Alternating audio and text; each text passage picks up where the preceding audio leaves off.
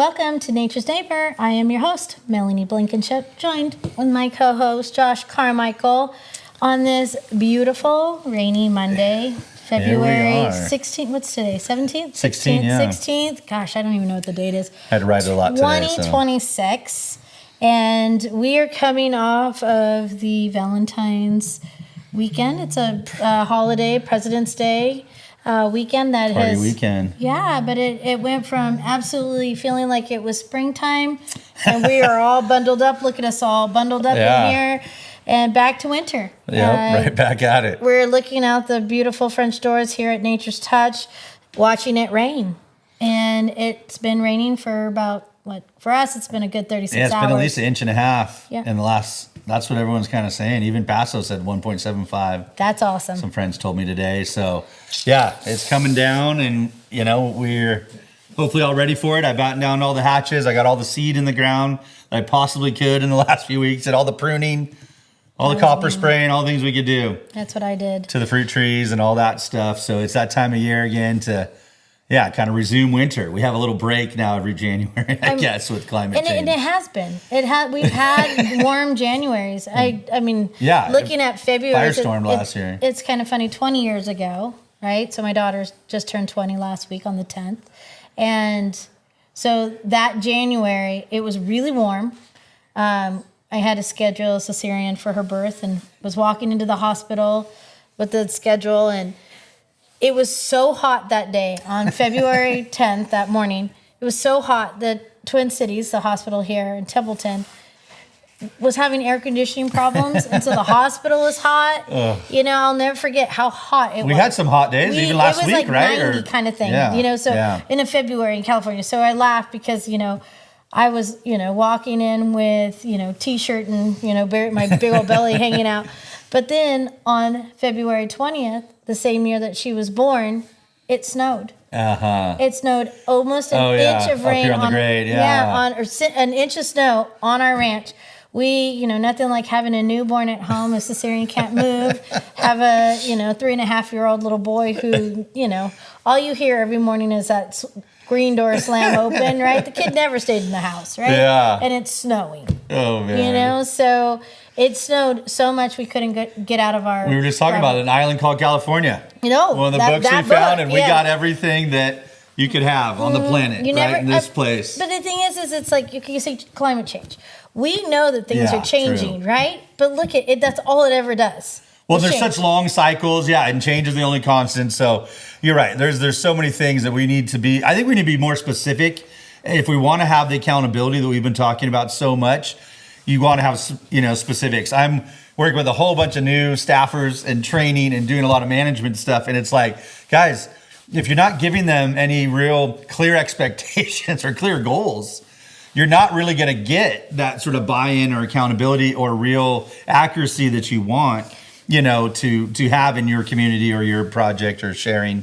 I'm just going to put it out there too, because the climate change and it's going to kind of lead me into where I'm going with today's discussion. Okay, so you and I know that this world is not what it was 5 years ago, 10 years ago, 20 years ago. And we know that pretty much it's going to guarantee it's going to change. Yeah, right? Resources are dwindling. That's for sure. Resources are dwindling because there's more of us. There's more people. There's more doing things that we didn't do before that we're doing now, or vice versa. Or there's things that we're not doing, so there's more resources there, but people don't. We've never had to manage them a certain way because we haven't had as many people buying in. We don't recognize them as an important resource, right? What frustrates me the most is sitting on boards like I have, especially, RAC, Water Resource Advisory Council. When I first started, volunteering on these boards, 2008, and we were talking about the potentials of a drought, right? The next drought. The next drought, right? Well, then by 2009, it was a drought. But yet, was it? Or was it just the fact that we were mismanaging? Look at the movement that has happened since then and the amount of regulations and change that has happened.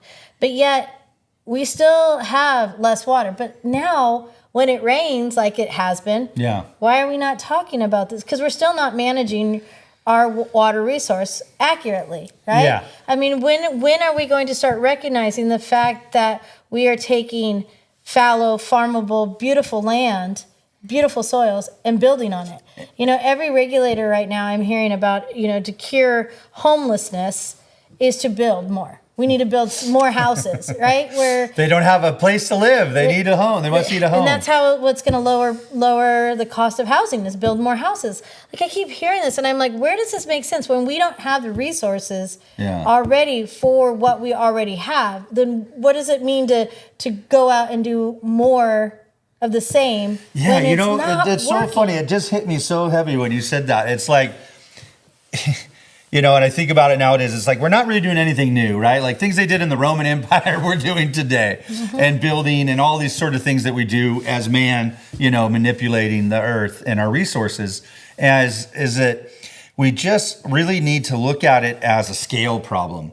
And for me in design, when we're building something or drafting something and we want to look at a small space and we might make it seem larger by the certain ways that we will, plant it or the materials we'd use and all this stuff. So scale. Canopy versus openness. Yeah, just different ways. If it's a big space, you want to close it down and make it a little more intimate feeling. There's all these ways in design that you use scale. Even the scale of a plant in a landscape or something, right? So scale to me is always a big part of design, an important one. And so with this, like when when they say, oh, we don't have as many houses, but then they want to go out and they want to build the houses out of the same materials and the same size and the same things that we've been doing that caused this shortage of really it's land to build on. Because we could add different, levels to one property and make it multifamily instead of single family, or not everyone gets an acre, or, all these ways that we can build differently. But if we look at the scale of the size of houses that we build, that's to me what's really going to make things more affordable. If you need people to get an affordable house, don't, try to cut all the corners of building it at a certain size. You got to make the square footage smaller. And now people can have better amenities and better quality in a smaller space. And I think that's the same thing with our farmlands and everything else. Instead of having big, kind of industrial scale, farms and all these things, one of my favorite sayings from permaculture was like, we need to have smaller farms and bigger ranches. Bigger ranches where there's, more animals getting more space to graze and roam like the buffalo did, or right in front of fencing, cross fencing. Also with the farming, if you have smaller farms and they're more often, then you're doing it at a community scale, a regional scale, something that makes sense.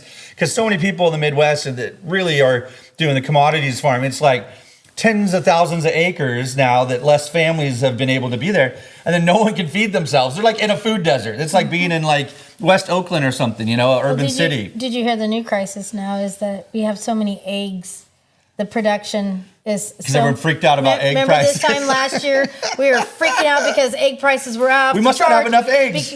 They're a lot cheaper. Because they made too many. But the sad thing is the cost was because of all the new regulation and because also avian flu, right? But the problem is now there isn't an enforcement when it comes to regulation of Prop 12. People don't know if they're doing it right or wrong, right? So they're just doing it, right? And then, now until they get told not. Now the industry of the people that were not affected by avian flu, they bumped their numbers up. So now we have an influx of eggs, so the prices drop. But the problem is, this is short term, because you and I both know in farming, you do at times have overruns.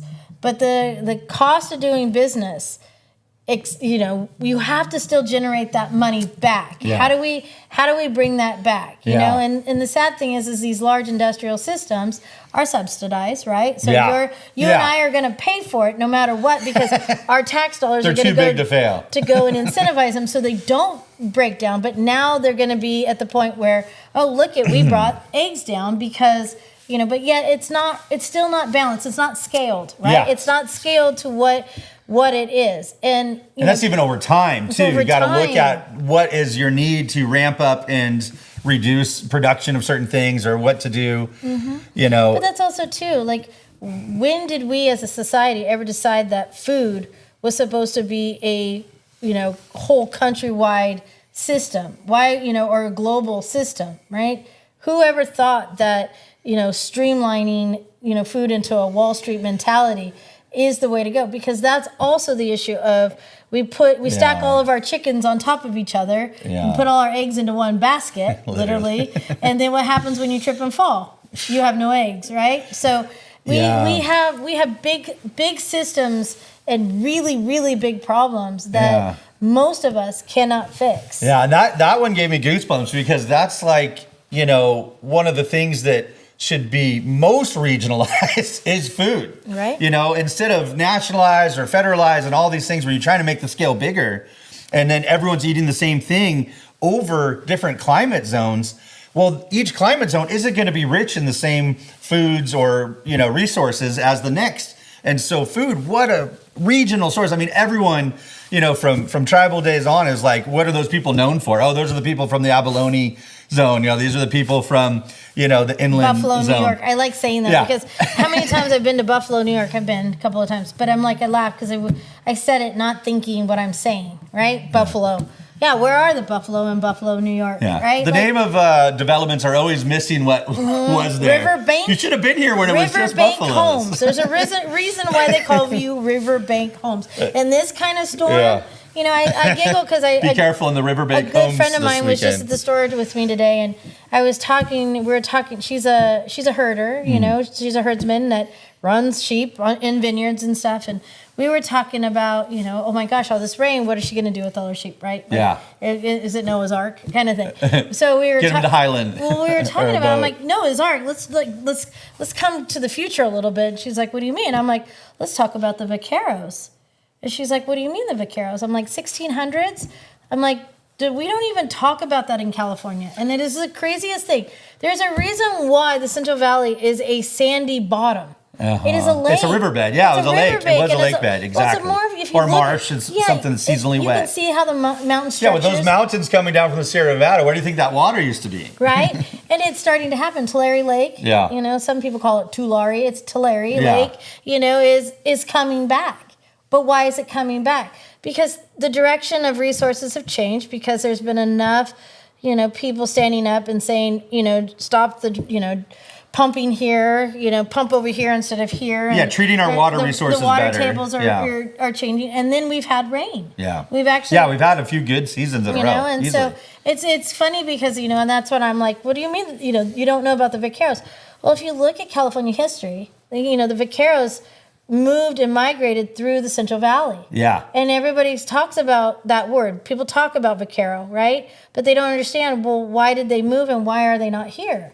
Well, the climate changed, and their way of life moved. They had to move because the water started to rise. And so the flooding is what truly moved, earthquakes, water, is what moved the vaqueros out of their normal home, right? Why did Indians move? Well, they moved for the food source. Everything, and it was a migratory. We aren't supposed to just sit. Yeah, no, I've been thinking of that lately. But we are smart enough now to realize that we have all this database and resources of nursery stock and plant stocks and seed stocks. We know too much. We know too much, right? It's painful sometimes. I want to not know sometimes. Yeah. Right? Or what are we going to do with that knowledge? Like, knowledge is only, something that's useful when you can wield it, like any other tool or, But at the same time, it's like if we're not utilizing the knowledge we have resourcefully, then what are we doing, right? And I'm going to dive into this because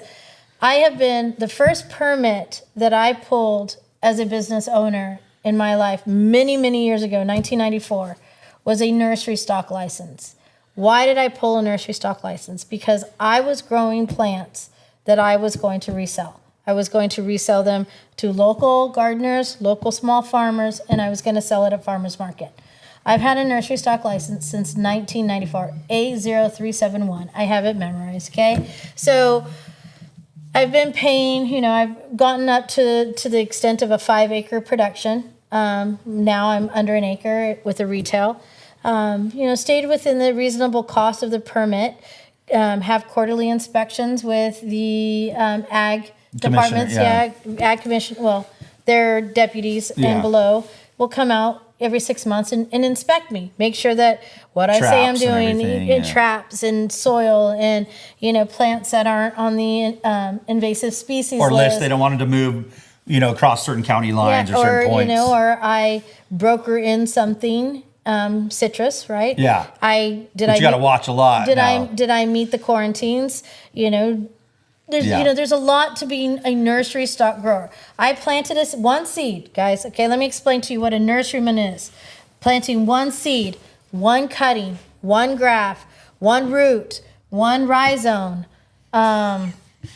One seed that blew in. Yeah, well, I sometimes gets put in things that it's not supposed to. One corn. Also known as cannabis. So yes, cannabis. When you have male and female plants, sometimes they like to grow where they're not supposed to. That is planting that into soil, into a nursery container that you are going to move or to sell. Move. Did you notice how I said move?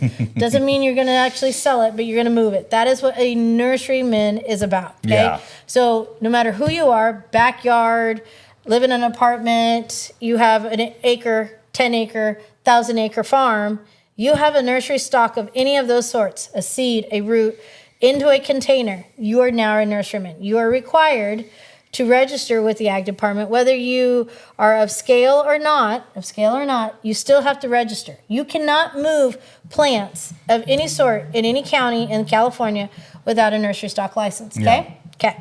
So with that, knowing what it is, now let's get into.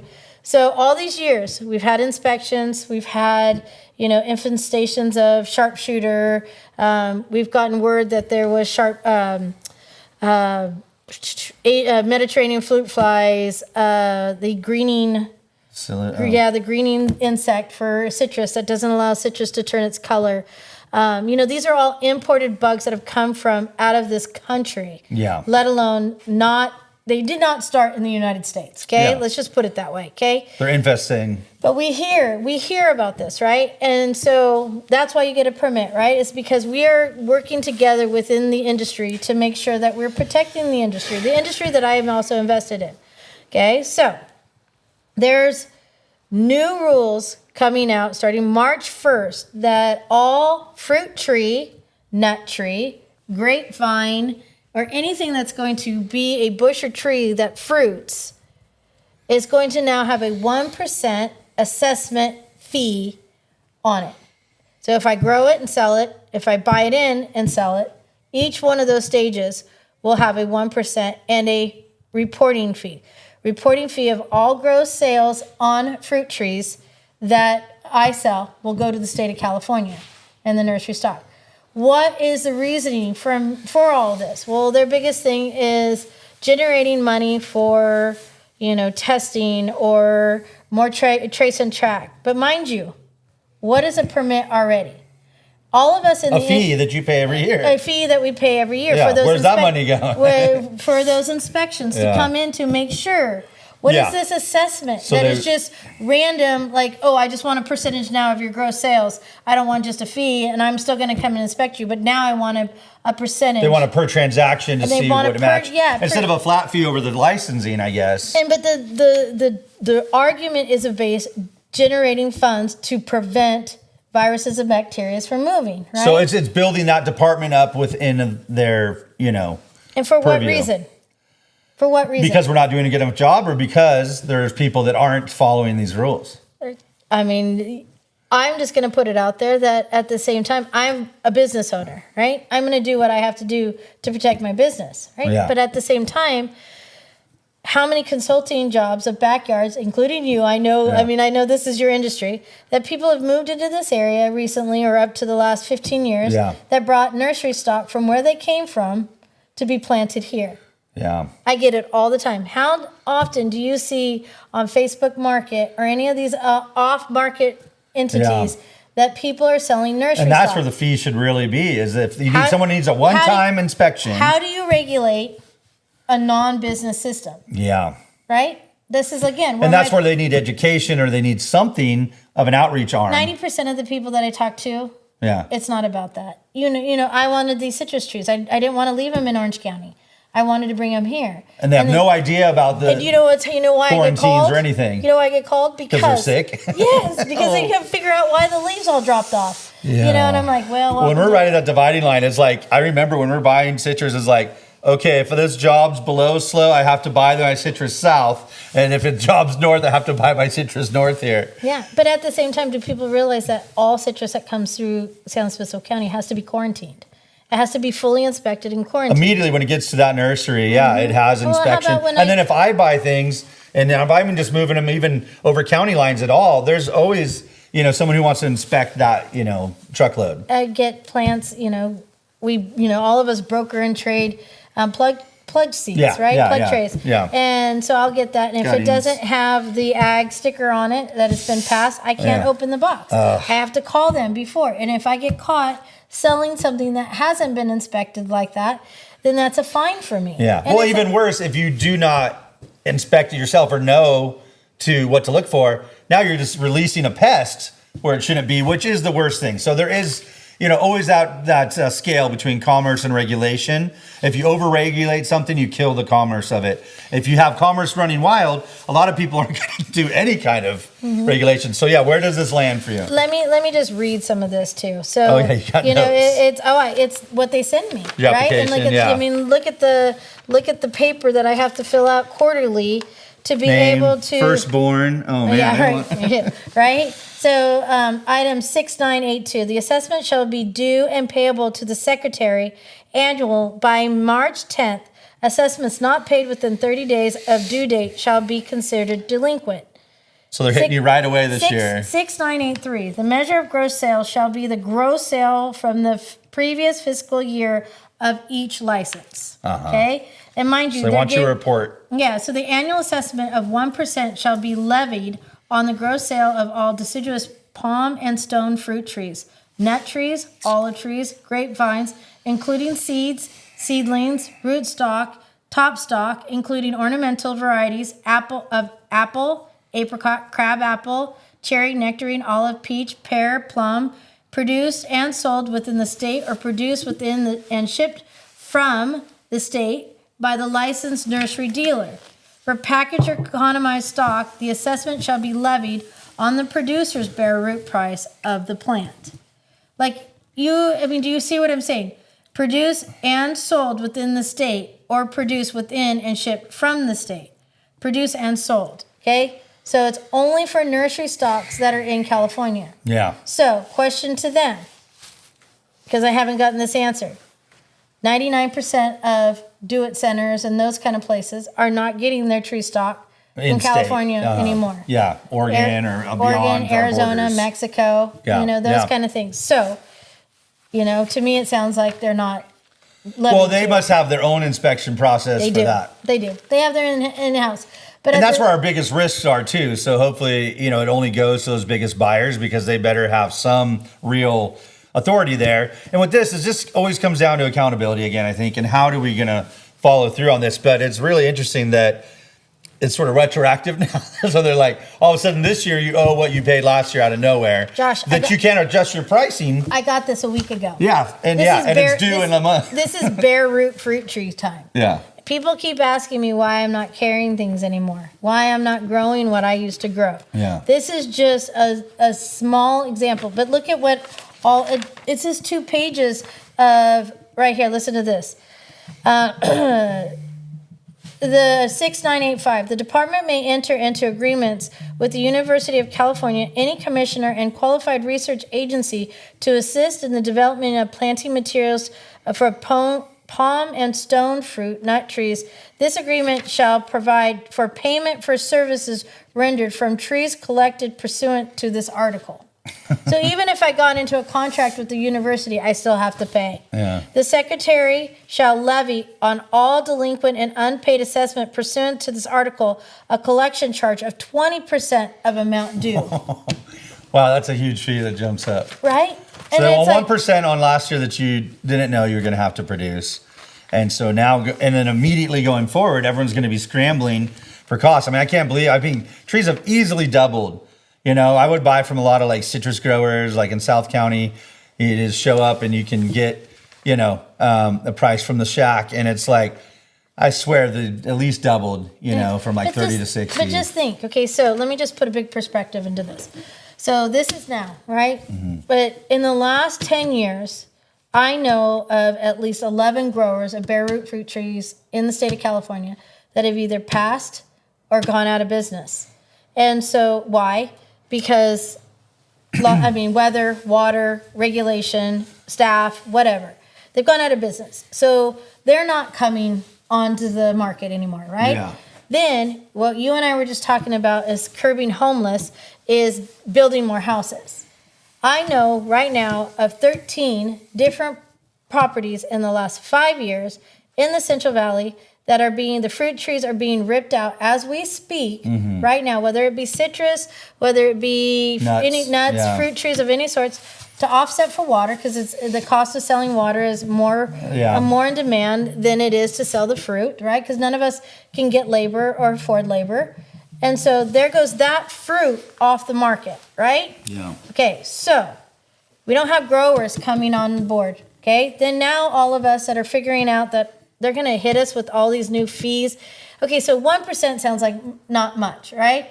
But when you realize that on an average bare root fruit tree, it's $15, right? Just on production, right? And that's probably, one. And you at the initial cost, and then it gets ballooned Dave up. Wilson sells bundles of 25 minimum, right? So 25 times 15 times 1%. Yeah. Figure out that cost. That's just one bundle. You know, like you said, every transaction is hundreds of dollars, so thousands of dollars easily that you're going to have a bill, you know, just on whatever scale production that you're registered for. Now we have that, okay? So then now all of us are not going to be growing. So mark my words, and that's what this podcast is about. 3 years from now, when people are scrambling because they can't get apricots, peaches, nectarines, almonds, walnuts. I mean, I don't want to be the doom and gloom. This is doom and gloom to me. This is what I get in the mail on a daily, if not weekly basis now, of more and more stuff like this every day. And yeah, I'm a small business, and you know, I don't have 5 people that my mail goes through before it gets to me, the owner. So I see it immediately, so I can talk about this and I can share this. But there's going to be 3 to 5 years down the road. I don't want to see it. I don't know how to stop it, but I'm going to tell you, we are about ready to go without. When I know that there's other bare root fruit tree growers that are ready to pack up and be done now, they're going to get this because they can't afford to water, find clean soil, get good labor. Yeah, And it's then- a big, so you know, there's land mass, you know, There's no kind new of. plantings, right? Yeah. There's no new plantings. But at the same time, what is our saying? We don't plant fruit trees today to harvest for tomorrow. You plant fruit trees today to harvest 20 years from now. 20 years from now. Well, they're like the best time to plant a tree, you know, Was 15 years ago. Yeah, the best is like the second best time is today. The first best time was 20 years ago. You should have planted that. But you know, that's what you're saying. All these things are running into each other. And I think what we haven't seen is enough integration. So as much as we talked about accountability, and I think we boiled down a lot of conversations out in our culture, how do we all step up to make, you know, changes or make what we want to happen? You know, we don't want to necessarily talk about what we don't want to happen if we can focus on what we do want to do. And they use affordable housing, like you're saying, as this big push. There's housing. $1.2 million affordable. Oh, and you're only going to have to pay $800,000 because taxpayers subsidize the other. But it actually cost $1.2 million to build that multifamily home so you can have a 2-bedroom, 1-bath, and a gourmet kitchen. Yeah. Like, where you know does how many that make tiny sense? homes you could build for the 1.2? How about So no, how but about you know we what you're live saying. Together? Like, granted, communal. I'm that person that I would struggle to. But look at what I've talked about saying. before. How come we became the society that I'm the weird one because I don't want my children to move out. Yeah. Like, why would I incentivize them to go rent something? No, we talk so much about that. Like, why wouldn't you take would care you of your stay- family stay first home? and make sure everyone has what they need, and then you go buy or purchase? And I think, like I said, it's a crisis of culture. So the affordable housing is coming up to a point where even in Santa Barbara, one of our longtime growers, San Marcos, they've been here forever. They have the best website of information. And that's never going to go away, luckily. But they have to get moved out because of an affordable housing thing. So they're getting moved out? They're closed. They're already closed. Yeah, I went and shopped there last year, and they will sell you a little bit, but they're closed because of affordable housing. So let me just say Josh, this. they had the best caper bushes on the planet. Yeah. And they're the only ones that could get really good starts. Okay, let's go look for, we'll go down there and get some. Those guys are great. So they got shut down. Like you said, another nursery. Yeah, I'm sorry to break that news here, but when we look at affordable housing, you can't look at it in a vacuum. And so it needs to be called affordable living because of all these people are going to get houses, but then where are they going to get their food? And so if they're built on top of the land that was growing the food, and now there's no food growing, like you said, it's getting to this crisis point. So there's some neighborhoods I just saw, it was really awesome. It was like a Netherlands place. They have a waiting list for getting this community. They have their plots. Everyone can build the style house they want, but 50% of their land by government, mandate, talk about, regulation, it has to be donated to food growing. So 50% of each plot. And then so everyone is making their own marketplaces within the space. They have a grocery store level. They have, different stands and things. And so, I think that what we need to do is just, if we could do things in a smaller scale, we could afford to grow enough for that place. And so that's why I love having the marketplaces and being in here. And also having the neighborhoods be either mixed use. So you have housing and business in one. So if you do have an orchard, it could be, something that would go towards some capacity there. If it was a cafe, if it was some element I'm going to be a little bit of devil's advocate because I am a grower, right? I love to grow and I love to sell and I want people, I plant all over my property and I, enjoy it. But I also want to sell you something, right? I want to be able to stay in business. My sadness is watching people also planting all these gardens and all this stuff and it going to waste, and granted, we do have a virus and a bacteria issue at times where things are being, the sharpshooters or whatever these insects are, these bad insects that are affecting the industrial system, right? But at the same time, again, it's like nothing we do is just do it and leave. Food growing, that's the thing about us now too, is we've also become the society that we just assume it's going to be there. Just click it and it's going to be there, right? Some instant gratification, yeah. But at the same time, what happened to taking pride into planting the seed, having it grow, making your own, and keeping it coming, right? But it's also that in just the affordable housing, how we manage our resources, all of that. Because what happened to the society of taking pride within what we have right now and then growing from that and stop thinking that we have to have this and everything You're else, right. That got to a scale that's so unmanageable now. You think about it, it's like it became a quantity over quality, society. And that's why China has this huge thing like, oh, you want quantity? We could crank out, we'll have, 1 billion more people than you have do something, right? And so I think it's really crazy that we, have fought that on so many levels. Politically things go back and forth so much, and is China like a good or a bad thing anymore, right? As another power in the world. And so it's like, if you wanted to do things more domestically and you did want to have like American, boom, then you would do things locally. You would do things made in America and be like, oh, I will have this, that's made by that neighbor. I'm going to wait what it takes. Like, I have a friend who's, welding gates for us and doing stuff. And he had to go to, Hawaii for a week, get board and stuff. So it was like, okay, well, I'll wait for him to come back as opposed to like, going through these other guys who are like, hey, we could come and do a lot of work. They're not from in town. These contractors keep trying to push me to use them. So if you could slow things down, it's not even slowing down, but if you can scale things down, is what I want to say again, the word scale, that's where you're going to find this autonomy and this independence and this pride that America really is, maybe if it's lost anything, it's lost sort of that identity of what it means. And so people are watered down and people are scared because they don't know what, maybe things mean nowadays. But what you do is you get together in your communities and you make what you stand for again.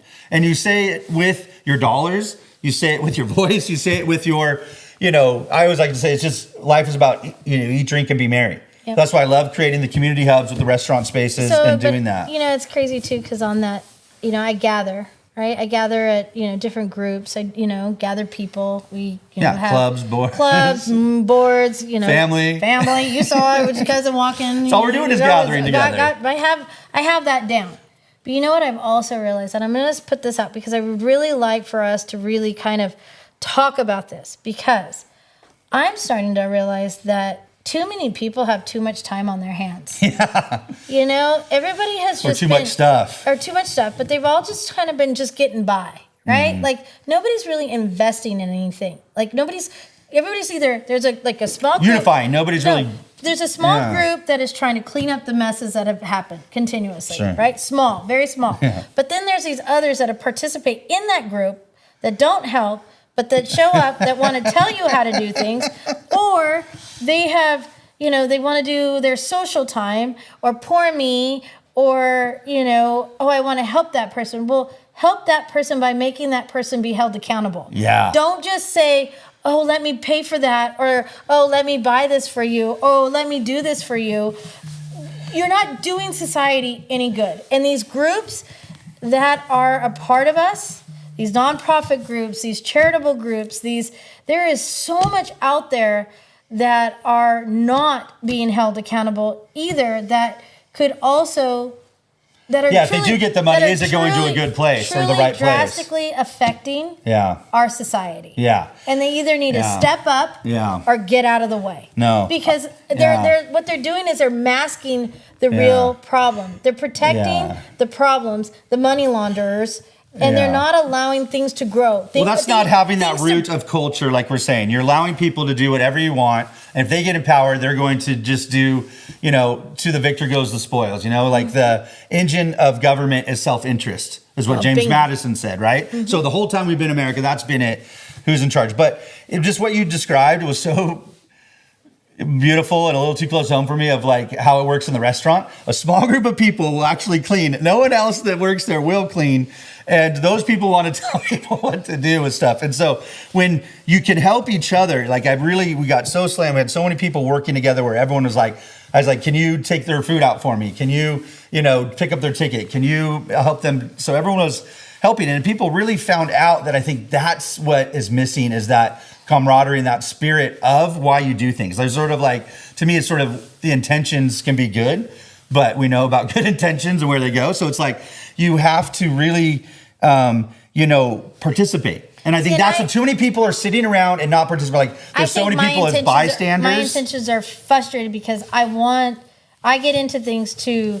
I'm not afraid to get on my hands and knees and clean. Yeah. Right? I was there today. I love it. But at the same time, I like to build. Yeah. And I like to expand. Utilize what we've built. Mm-hmm. I like to share what we've built. Yeah. And I want to carry on what we've built. Right? Yeah. There we go. I want to blueprint. I want to blueprint it, and I want it to carry on. I mean, that is who I am. And it's like, I laugh because somebody years ago told me that, there are leaders and then there's followers. Yeah. And they're born that way no matter what. But the problem is like when 80-20 split, 20% lead. When you allow a follower to think they're in charge, your whole system collapses. Yeah. And it's like, wow. Not the right roles. Yeah, not the right rules. And I'm that person that doesn't want to be in charge. I don't. But at the same time, I'm like, okay, not gonna guys, let it go to hell. Let's go. Like, come on. You got to do this. And it's Vámonos. and I think that's a motherly in me. But at the same time, it's crazy to me that the basic, why do these things happen? Why are we being inundated with so much fees, regulation? But the thing is I was in a group just last week, okay? A group of people. And I literally got the worst anxiety, Josh, because all of them were talking about doing something they were all so proud of. But every single thing that they were doing was illegal. Everything that they were wanting to do was finable. Going around the laws, And I'm like, how many of you guys own property? Like that, my husband and I bought a house in Atascadero a couple weeks ago, or a couple years ago, 5 years ago. And I'm like, you realize you cannot do that, right? Like, in a city limits, in a residential zone, probably a lot of things. I'm not going to even go, this was last week when I did, and I was just like, they don't even realize, and they're like, how does this come to be? And I'm like, So it's like two systems at odds with each other. We all go through the same matrix. Because only half of the people are paying for all the people. That's why the middle class and the entrepreneurship just gets so squeezed in this country. Unless you know how to go through the loopholes. Like Donald Trump likes to brag how he never pays taxes. There's ways where it's like, well, how do we pay the right amount of taxes so that it goes? How do we use the right amount of our spaces for growing food, for, having housing, for having, business? And that's where I think it comes down to a simple thing again of like, we need to measure, our profits or our, revenues and things, not just in dollars and cents, a single bottom line, it's that triple bottom line thing. Yep. What is the social, economic, and environmental payoff? And how do you balance those? Because like you said, it's so important if you wanted to carry on your business that perhaps your kids or the next generation of your family participates in that. So that's a real social value. And so there's something worth there. Like I saw your son, I bought stuff from him today. So, I mean, I know that there is that social component that has so much value, and we need to add that to our bottom lines. And right now, when people are like, oh, how much money do you have? That shouldn't dictate everything that we do in life. Money, can't buy love. And, it doesn't buy you No, but it makes happiness. things more comfortable. Money, yeah, and it's its own root of all evil, because you have too much, then you get perverted and you start to have greed, and you have the 7 deadly sins. Everything follows in these lines where I just if you come give home someone $1 with billion, more animals. yeah, they can't help but be like Gollum, right? And think of it as I'm they're that precious. person that is not about to tell it. I hate when we measure wealth by the popularity. Car in your driveway or car something in your like drive. Yeah, like to me, Yeah. I despise that. Wealth on your farm. And tells you wealth on your. I mean, think about it. Yours is tied up in emus and kids and chickens and native plants, right? Your whole property. My emus are priceless. There's so much money in those. That's because they're babies. When they get full grown, you might think. Yeah, they're well, silly. this morning when they were running hot laps and I was trying to clean out their food and mud is flinging everywhere, and I'm like, I gotta go to town and not smell like crap, You little There's buggers. shit's everywhere, But and it was And they need to pouring run, rain. man. Oh, They're big they love birds. the rain. Yeah. They Oh, were cool. so happy. Yeah, they're But fluffy. and They only got that's a the lot thing. of- Like that is. My measure of wealth isn't justified to anybody else, and I'm not that person either. Yeah. And I'm also that person that says that we have become the society that we have categorized ourselves so much out of the markets. We're either the dollar and cents. Like America's a lot about image. I'm going to say the thing about America and the world is that we're trying to sell Mickey Mouse, BMWs in the driveway and 2.5 kids with a white picket fence where, we need to have different visions of success depending on where you live with your climate and what you build out of. And then maybe your culture, where you came from. And so you and I remember when we first did one of the shows together, a TV show, and it was like, what is permaculture, right? It was like us who both lived here. I know you like 5 generations, and me my whole life, but it's like, how do you live somewhere forever? How do you have a permanent culture? How do you have permanent agriculture? How do you do stuff? Like when you plant that tree, you want your kids. And that's where those economies have come to fruition and talk about scale. Like Italy can compete in the world. And it is a small place full of beautiful things, like Amalfi lemons and, all these olives and stuff. And so great grandpa, or you, great grandma one day, it would be like the one who planted the olive trees that they're going to be pressing like we did in November, right? And so now that's my life. Think about that when it goes times 400 though, Yeah, right? Like when those families have been passing on, it's like now their grandkids today, no wonder why they can make money. It's because they're either selling you like the best cars, Ferraris, the nicest leather suits, and they went to that premium place. And so I think America, California especially, because we have that such Mediterranean climate connection and our foods grow so well across it that we could do olives, we could do lemons. I mean, I'm doing dessert out of our oranges we get from a Central Valley grower, we're doing so many things every day I'm gonna that do a lemon are of this place. lemon sourdough bread tomorrow. Nice. With a lemon glaze. Oh, I know. Because I have a lot of lemons. It's so funny with, I think, citrus season being in the winter. Like, it's such a bright, cheery fruit, and it's usually... it makes me happy. Right? And so it's like the thing that gets you through winter. Yeah, But yeah, yeah. I've been doing everything we could do because we make fresh squeezed orange juice every and day. lemon juice. Yeah. And Yeah. in my sourdough dough, and then I'm gonna glaze it over the top. But then I'm also gonna put zest. Oh, yeah. Zest is so all over the powerful. top, So and then good. just bake it. Oh, 'Cause yeah. I'm just I'm craving something sweet, but not sugary. Yeah. Citrus I'm really hits that mark. That's when you just hit lemons. But I want 2 more things I need Yeah. to put out there. I want to send a ton of love and a ton of just, you said it and it reminded me. So, our first show, Nature's Neighbor, Growing From Your Roots, Josh and I, many moons ago, had a little TV show with a local TV production, and we'd go out to the farms, pick our... In the restaurants Talk and- about, what we grew, and then picked it, and then took it to local restaurants or here at Nature's Touch. So our And first ate show, it. our first show was Thomas Hill Organics. Yeah. Oh, yeah. So last week I just got told that they closed. Yep. So I heard again- about that. So Debbie sold it. Debbie Yeah, was who Debbie we were, sold it to the next couple. So that next couple, You been going through a lot. It's been going through a lot. And Yeah. again, that is literally the example of devastation. That, I mean, it hit, right? Like Economic, social devastation, all those things that at was why I once. was calling Yeah. you the other day, because I wanted to talk to you Yeah. about that, because Yeah. I wanted to be like, Josh, like, you know, what the heck, right? Like, If we had known, we do could you have helped, remember or- how much beauty that food was? Oh, I mean, it was. We cooked with Julie, with Debbie, and we just had the best time until Tracy or somebody lost the A roll and we had to shoot the B roll. And then at the same time, it's like what will never be again. Like just like when you really think, but it's not about just closing up. Right? Yeah, it's not just the business closing, right? Because it was an entity of people location, and too. gathering Yeah. of certain. Yeah, that's what really hits that triple bottom line again, right? Where it's like, you know, yeah, we can replace the revenue or we can do things differently, but how do we really keep the social fabric of our lives alive? And I think that's what America's struggling to do right now is rebuild culture. And I invite all of us, you know, together in America to really find a way to like sew these rifts up that are happening, because it's about, you know, it's not about who you are, it's about where you are. So whoever's there in that place with you, that's who you got to work with on your team.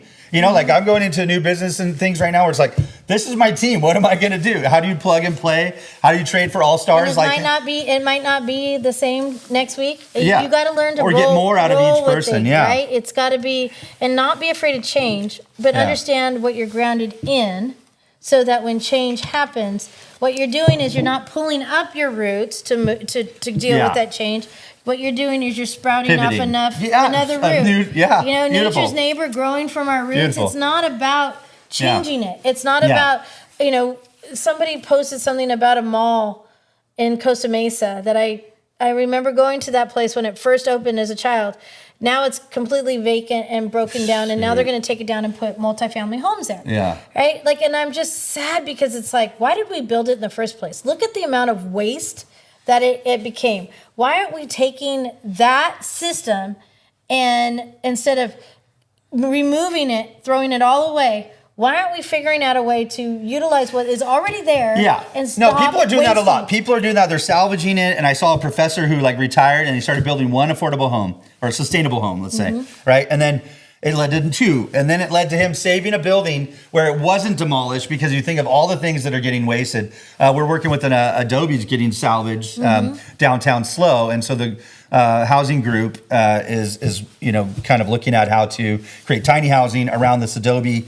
Can they restore the Adobe to use the structure that it is? And they have the most killer outdoor kitchen there. I was like, oh, this would be so sweet to That'd use. be fun to play with. Yeah. So, and that's the other thing is Old like, school. start getting creative with what we have, because the other thing is there's an oak tree set to be removed from a new development that for a performing arts center in San Luis Hmm. here pretty soon, that, you know, we all kind of rallied around that oak tree hoping that we could stay, knowing that it probably wouldn't, but now they're going to remove it. And it's like, I I wonder. saw the picture of that, yeah. I'm wondering if now did they think that we all forgot? Like, but at the same time, a lot of the people that were there in the beginning of trying to save that oak tree, they are gone. So there are, Yeah. and maybe that's how it got. But that tree should stand generations. I mean, that's probably a 400-year-old tree. But you think know? about knowing what I'm going through with my insurance but right all- now. all things change. That All oak things tree change. now is considered a liability. It's not considered Yeah. a beauty, and that's Yeah. again value, right? Yeah. Scales of value. You know, this is what today's True. And how do we show is reconcile them? Please call in. Right. How do next we time. reconcile this crazy? But Yeah. at the same time, we have to do something, because there is a lot of change Yeah. that is happening by pulling our roots out. Yeah. We're shaking the dirt off and we're throwing it away. And I think it has to start small. I always say, like, things are going to happen from the top down here. So when people complain about the government stuff, I'm like, yeah, the government always sucks. You know, it's like things need to happen from the bottom up, from the people, the masses.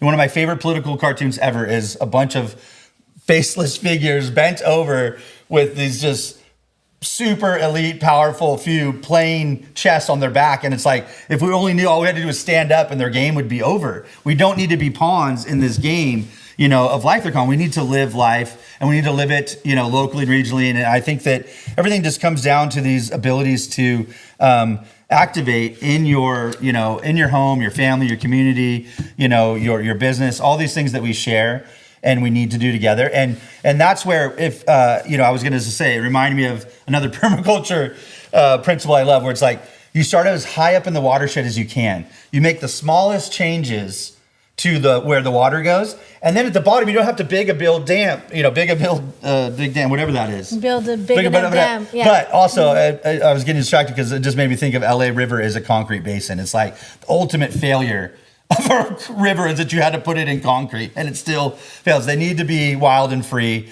and you need to know how to use those resources when you build. So we have to just do everything how better. About the California Aqueduct? And if we do everything better, yeah, it's just, we'll do things that suit us if they're built by people that live there.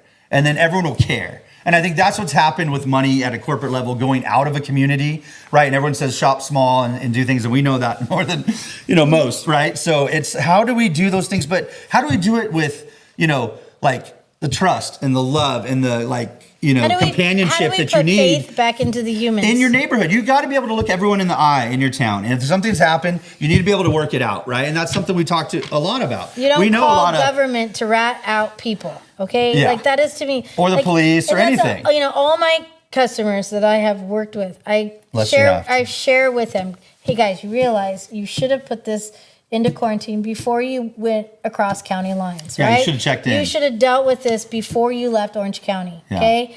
But at the same time, or even before you unload it here. If you call the inspector and have them meet you there, they'll do that. I'm like, it's here now. Let's do an inspection. Let's look. Yeah. And I said, also too, you know that you have your county ag extensions that you can go and have things. Smart. Let them know. They'll come right out. They'll send someone, and they'll come out and they will not fine you because you're taking the initiative to be. And there's usually not a problem, but I think a lot of people have been like, well, let's not do it. Who's it going to hurt? And it's like.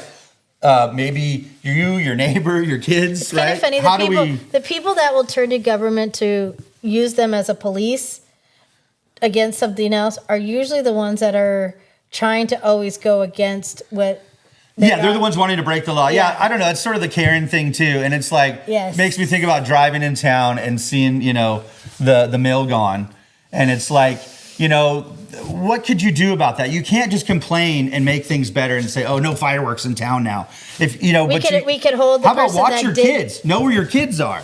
How about have a community where the people are still out in the streets where the grandparents walk or the parents walk or it's safe to go. How about if it's a minor? Why aren't the parents being held accountable? I keep putting this out there because at the same time. Why are they getting a tax write-off as having either they're their guardian or they're their parent? They are getting a tax write-off, right? Yeah. So they're being held. They should be held accountable for that child's behavior. That child changed this community. Children changed this community drastically. Yeah, that in night. A moment. And yet now we're talking about a bond that we need to put on the ballot to employ permanent Templeton Fire Department. So because of the Templeton Feed and Grain Fire, we bought water from the city of Paso in order to be able to handle that fire. Yeah. Okay, did you hear me? Bought water from the city of Paso.